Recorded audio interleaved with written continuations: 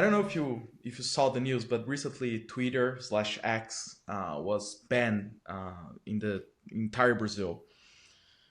That has raised a lot of questions about like the control and freedom on the internet. So, is the open web we once knew dying? What's your perspective on this problem? Yeah, this is interesting. This seems to come up every couple of years, whether it's X, Facebook, messaging apps, things like that. Um, no, I don't think this is like the death of the open web, right? I mean, the internet was supposed to be open and create channels of communication. I think it's done an amazing job. I think that we have become used to all the information that's coming in and we forget what it was like where we only had information in silos. So now having these services like X, Facebook, Snap, whatever, um, just there's a lot of more freedom of information. I think when these things happen though, where, in this case, Brazil has said that X is not abiding by their laws. And I don't know all the details, but I think they wanted a local representative there to be looking at misinformation, as well as maybe some fines that needed to be paid. Um, those are the laws of the given country. And I think that if you're operating in the United States and you want to go operate in other countries, then you have to abide by those laws, whether you like them or not.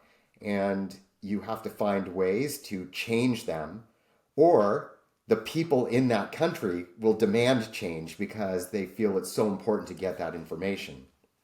In this case, I don't, again, know the details, but why didn't X put a representative there? Or why didn't they pay the fines? Maybe they don't agree with what the fines are. Maybe they feel like this is a way some kind of a tax on them. Or maybe truly it is something about speech that's actually happening on the platform, and whether it's during election periods or against a politician or policies in a given country that the country doesn't like, they might pull something else out and say you didn't have a representative. It's a technicality, but we're going to shut you down.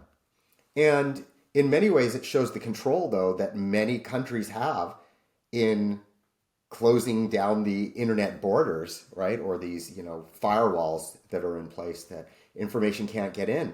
And I don't think many people realize when they think about the internet, they think it's everywhere because you can send a message to someone and everyone gets it. But it's actually not true. There's still control country by country. And we know there's some countries like, I think, North Korea and China.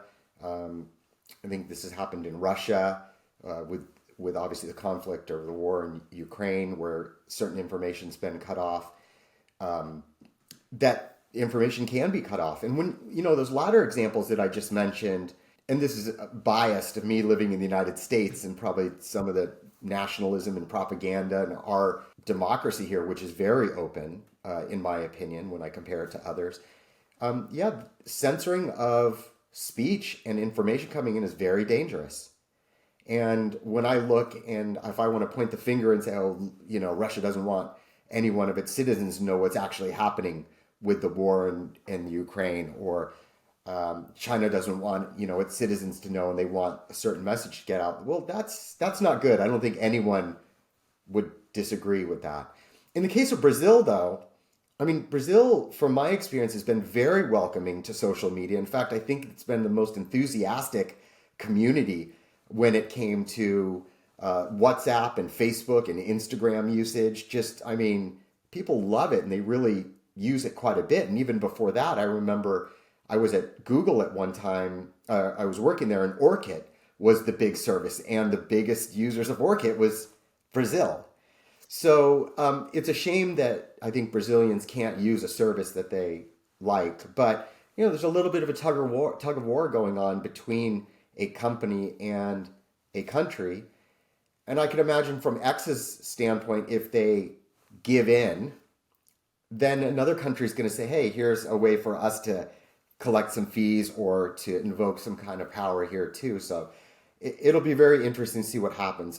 I think one thing in this case, if I recall, this was set by your Supreme Court, Yeah, right? That made this decision. Is that that was a right? Supreme Court decision. Yeah. Yeah.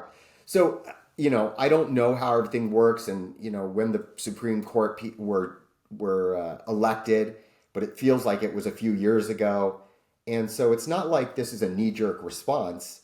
This is something that they've looked at, and it seems to violate some policy, and therefore they've decided to close it down.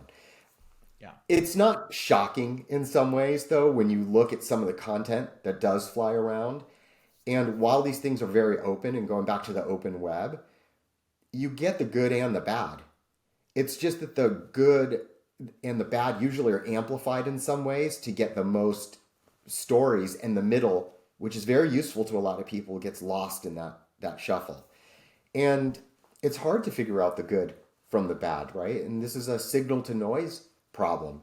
And for an average citizen, or even let's call it above average citizen, someone who has a lot of time, maybe very highly educated in a very certain sector, where it's politics or tech or biology or chemistry, they might not ask the second question of, is that right, or something. And most people, because the world is moving so fast, need some source of information. It's just, what can you trust?